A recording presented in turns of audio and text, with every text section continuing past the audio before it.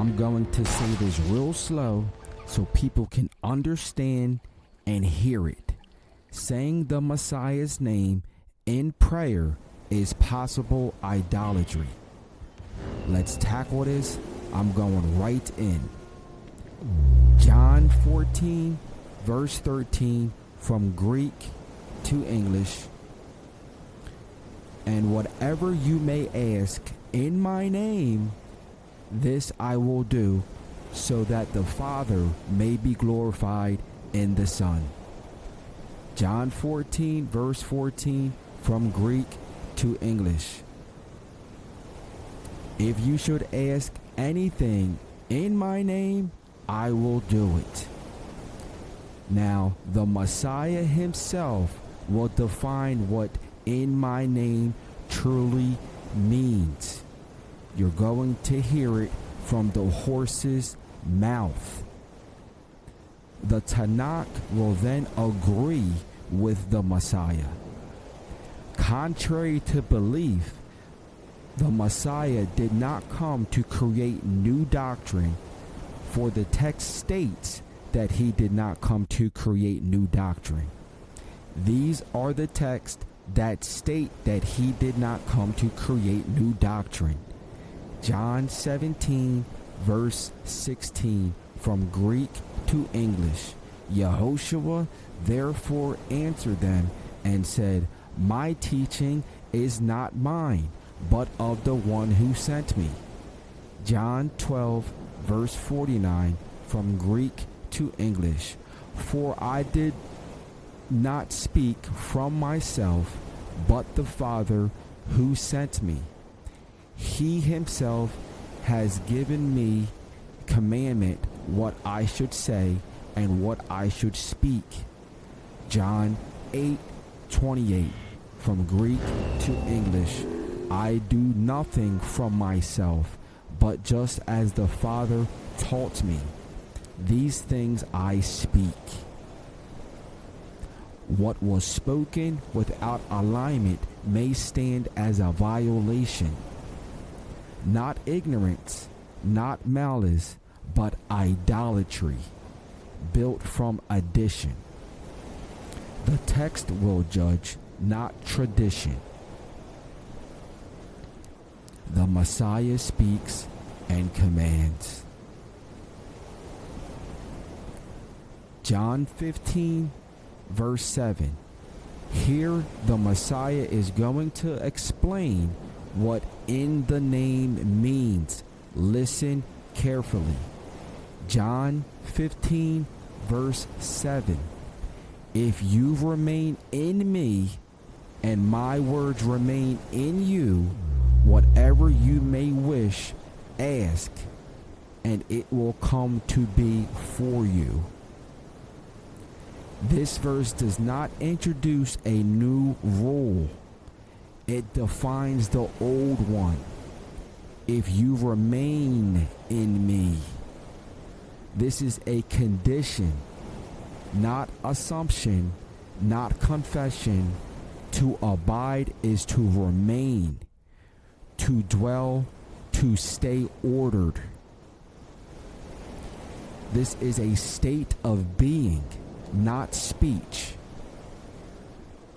And my words remain in you. This is the controlling clause, not if you say my name, but if my words remain in you. Words here are not sounds.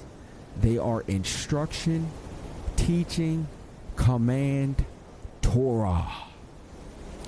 A man cannot remain in the Messiah while rejecting the Messiah's words. Only then comes the asking. So the order is fixed.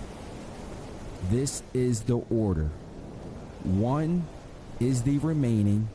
2 are the words dwelling. 3, then comes the asking. Then 4 is the answering. The text does not permit reversal. This proves the meaning of in my name. In my name does not mean pronunciation. In my name means a man living inside the instruction, inside the authority, inside the reputation of the one he claims. John 15 verse 7 makes that explicit, what John 14:14 already required. Judicial synthesis. Prayer is not heard because a name is spoken. Prayer is heard because the man is aligned. Alignment precedes the asking. State of being precedes speech. A man outside the words is outside the name. A man outside the name cannot claim authority by saying the name. The text is consistent. The order is fixed. The doctrine of pronunciation collapses here. Yah willing. The text does not say my name. It says, ask within my name. That is jurisdiction. That is commission. When speech is required, the text commands speech. This text is going to prove that when speech is required, it will tell you. Romans 10 verse 9. That if you should confess with your mouth Yehoshua as Lord, and should believe in your heart that Elohim raised him from the dead, you will be saved. Do you see the juxtaposition? It told you with your mouth purposely. To insert a verbal formula where the text gives none is not obedience, it is addition. And what is added to worship without command becomes idolatry. The charge is not against the Messiah. The charge is against what the text never said. The text, John 14:13 through 14, if you ask anything in my name, I will do it. That is where the doctrine is built. But first, language, the Hebrew, must rule. Judicial Hebrew, in my name. This is not English. This is Hebrew thought carried through Greek. In my name is Bashem in Hebrew. Bashem does not mean to pronounce syllables. Bashem means to walk in one's likeness, to act in one's reputation, to operate within one's authority, to bear a name truthfully. This is not speech. This is a state of being. The text never commands the mouth. It never says, say my name.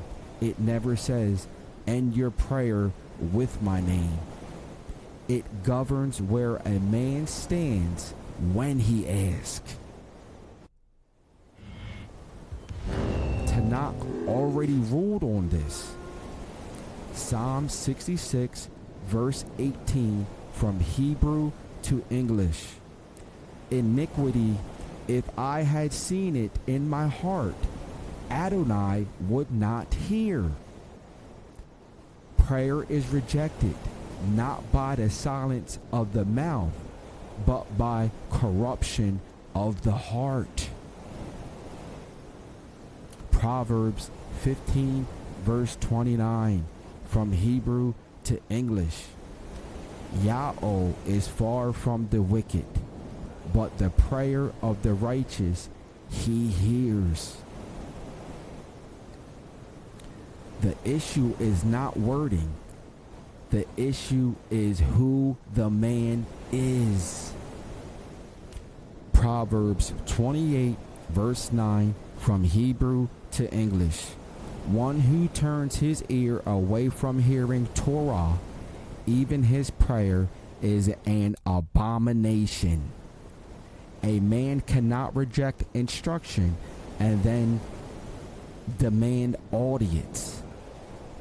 The Brit Hadashah agrees. John chapter 9 verse 31 from Greek to English. Now we know that Elohim does not hear sinners, but if anyone is God-fearing and does his will, this one he hears. Wow. Again, no pronunciation, only alignment. The prophets already warned Israel. Isaiah 1 verse 15 from Hebrew to English. And when you spread out your palms, I will hide my eyes from you. Even when you multiply prayer, I am not listening. Your hands are filled with blood. Many prayers, no hearing. Why? Because the man was not in the name. Judicial ruling. In my name is not a formula, it's a condition. Prayer is not heard because a name is spoken. Prayer is heard because a man is walking in the reputation, the likeness, and the authority of the one he claims. Anything added beyond this is not obedience. It is invention. And what is invented in worship becomes idolatry. This is not an attack on the Messiah. It is defense of the text. And this is my job as an Israelite, also to help my brethren in love, through fear, in faith, and in all wisdom. Amen. The rereading of the text.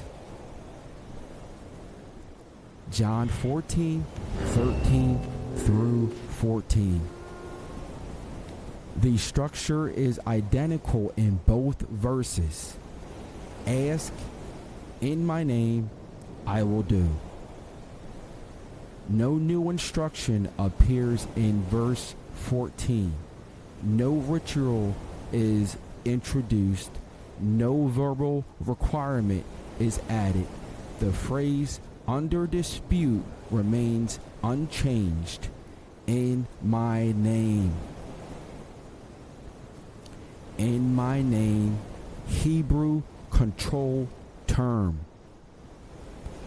Though written in Greek, the concept is Hebrew. The Messiah is speaking to Israelites, thinking in Torah categories, hearing with Hebraic ears. Once again, the governing Hebrew phrase is Ba'ashem. This phrase never means to pronounce a name, to end a prayer with a formula, to invoke syllables for effect. It means to act within the weight of a name. Further Tanakh evidence. Walking in the name. Micah chapter 4 verse 5 from Hebrew to English. For all the peoples walk, each in the name of his Elohim, but we walk in the name of Yahweh, our Elohim, forever and ever. This is conduct, not speech. You cannot walk a syllable. You walk a way, a likeness, a reputation. 2. Speaking falsely in the name. Deuteronomy 18 verse 20 from Hebrew to English. But the prophet who presumes to speak a word in my name, which I did not command him to speak, or who speaks in the name of other gods, that prophet shall die. Why? Because he claimed alignment he did not possess. Again, no pronunciation, only authorization. Bashem. 3. David versus Goliath. 1 Samuel chapter 17 verse 45 from Hebrew to English. And David said to the Philistine, you come to me with sword and with spear and with javelin, but I come to you in the name of Yahweh Sabaoth, the Elohim of the battle lines of Israel, whom you have defied. Wow, that verse got me fired up. Let me cook here. David did not shout out a name to activate power. He came under Yahweh's banner, representing his cause, his reputation, his judgment. Bars. Judicial synthesis. In my name, Bashem. And Bashem means to walk in one's likeness, to act in harmony with one's reputation, to operate under one's authority, to bear one's name without contradiction. This is a state of being, not speech. This is posture, not pronunciation. In conclusion, applying this back to John 14, when the Messiah says, ask in my name, he is saying, ask from within alignment with who I am. Perfect. Ask while walking in my instruction. Torah. Ask as one representing my teaching and my authority. Mic drop. Nothing in the text allows say my name to be heard, attach my name to override disobedience. That's literally Christianity. Or it does not say use my name as a prayer key. Why this matters judicially? Because Torah rules a name can be born falsely. And when a man claims a name without walking in his likeness, he is not honoring the name.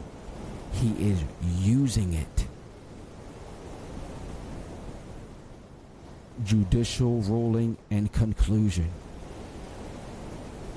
Prayer is not accepted by speech alignment.